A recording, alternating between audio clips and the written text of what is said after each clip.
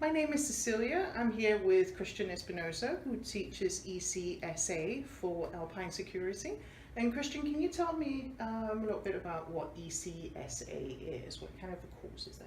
Sure. The ECSA stands for the EC-Council Certified Security Analyst, and it is a course that's basically takes the stuff you learned in the Certified Ethical Hacker course and builds on that with a methodology applied. So it's a lot of the technologies and skills you learn from a foundational knowledge perspective in ethical hacking, the CEH course, but now we apply it with a methodology in a real environment.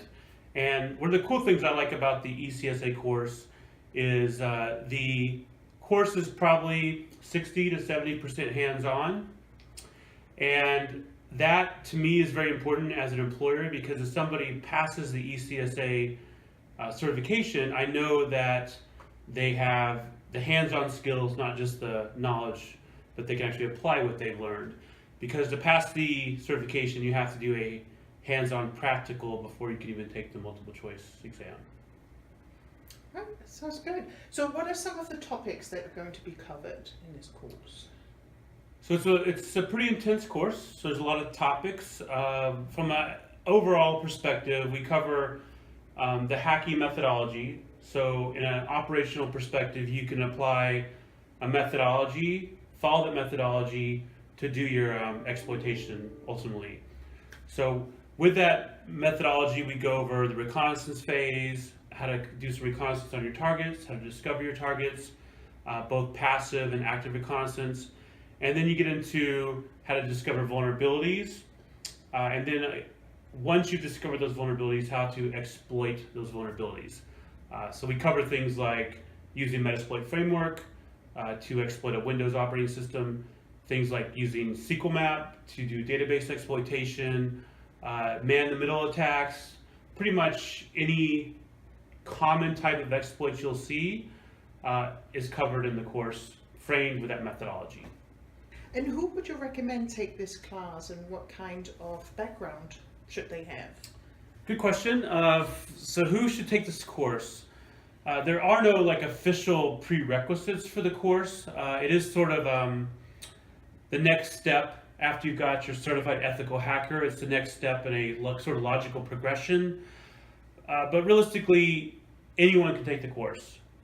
But it's highly suggested you have some networking background and some information security background, because if you don't have that kind of background and you're starting out with the Metasploit framework, which is primarily command line based, it's going to be a big jump.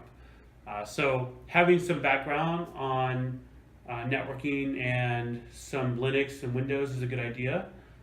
Having the certified ethical hacker is a good idea, but it's not required. We've had a couple people take the course pretty soon after college without a lot of experience, and they were kind of over their head for a while, but they were persistent and made it to the course and got certified. So also depends on your level of persistence and perseverance, because hacking and penetration testing requires a lot of persistence. It's like banging your head against a wall for 10 hours, and then you get 1 minute where you actually achieve your exploited objective.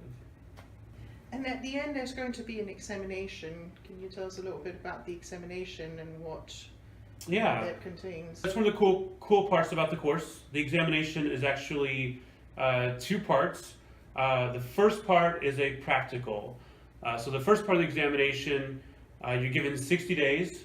In those 60 days, you have access to an online cyber range that has a bunch of targets. It has multiple subnets.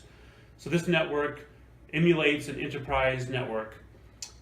In those 60 days, your objective is to compromise multiple targets, basically do a penetration test against the environment. So you have to walk through the methodology, you have to do reconnaissance, compromise those targets, find the vulnerabilities, write the report, and the deliverable for the first part of the certification test is that penetration test report, which is good because if you're doing this operationally for a client, the deliverable is the report. So you get the experience kind of walking through the whole thing and delivering the report.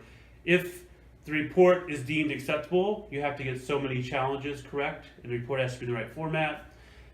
Only then can you move on to the multiple choice test. The multiple choice is not easy either. It's 150 questions.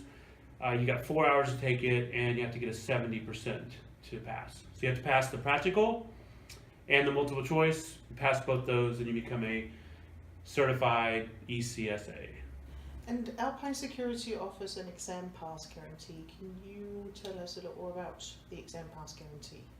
Sure. We have an exam pass guarantee, which means if you take a course that has a certification at the end, like the ECSA course, and you do not pass the exam, our pass rates are pretty high, but if there's a small chance you may not pass the exam.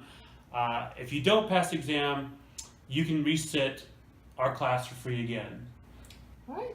Thank you so much. Yeah, no problem.